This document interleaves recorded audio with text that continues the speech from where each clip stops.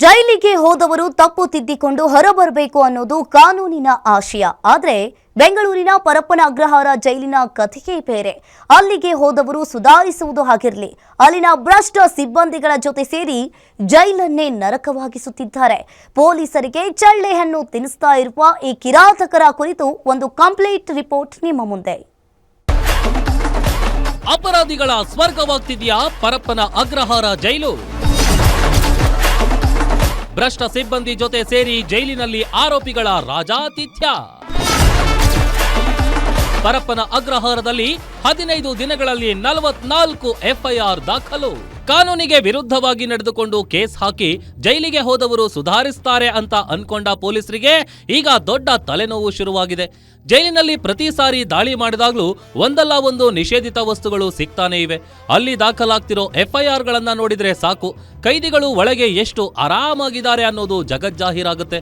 ಪರಪ್ಪನ ಅಗ್ರಹಾರ ಈಗ ಸುಧಾರಣಾ ಕೇಂದ್ರವಾಗಿ ಉಳಿದಿಲ್ಲ, ಬದಲಾಗಿ ದಿನ ಬೆಳಗಾದ್ರೆ ಒಂದಲ್ಲ ಒಂದು ಕಿರಿಕಾಗುವ ಅಖಾಡವಾಗಿದೆ.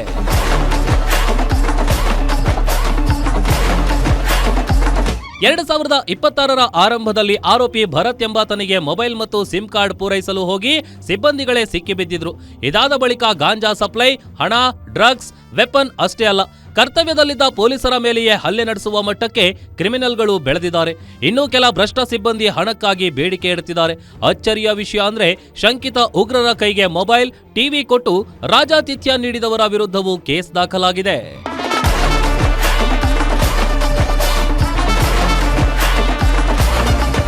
ಇಂತಹ ಭ್ರಷ್ಟ ಸಿಬ್ಬಂದಿ ಮತ್ತು ನಟೋರಿಯಸ್ ಕ್ರಿಮಿನಲ್ಗಳನ್ನ ಮಟ್ಟ ಹಾಕಲು ಖಡಕ್ ಆಫೀಸರ್ ಅಲೋಕ್ ಕುಮಾರ್ ಅವರನ್ನ ಜೈಲಾಧಿಕಾರಿಯಾಗಿ ನೇಮಕ ಮಾಡಲಾಯಿತು. ಅಕ್ರಮ ತಡೆಯಲು ಕಮಿಟಿ ರಚನೆ ಮಾಡಿ ಹಲವು ಸಲಹೆಗಳನ್ನು ಜಾರಿಗೆ ತರಲಾಯಿತು. ಆದ್ರೆ ಏನು ಪ್ರಯೋಜನವಾದಂತೆ ಕಾಣಿಸ್ತಿಲ್ಲ.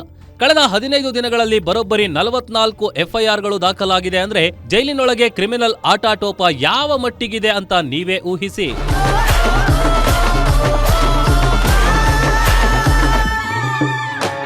ಒಟ್ನಲ್ಲಿ ತಪ್ಪು ಮಾಡಿದವರು ಸರಿ ಹೋಗ್ಲಿ ಎಂದು ಜೈಲಿಗೆ ಕಳಿಸಿದ್ರೆ ಅಲ್ಲಿ ಮತ್ತಷ್ಟು ಕ್ರಿಮಿನಲ್ ಬುದ್ಧಿ ಬೆಳೆಸಿಕೊಳ್ತಿದ್ದಾರೆ.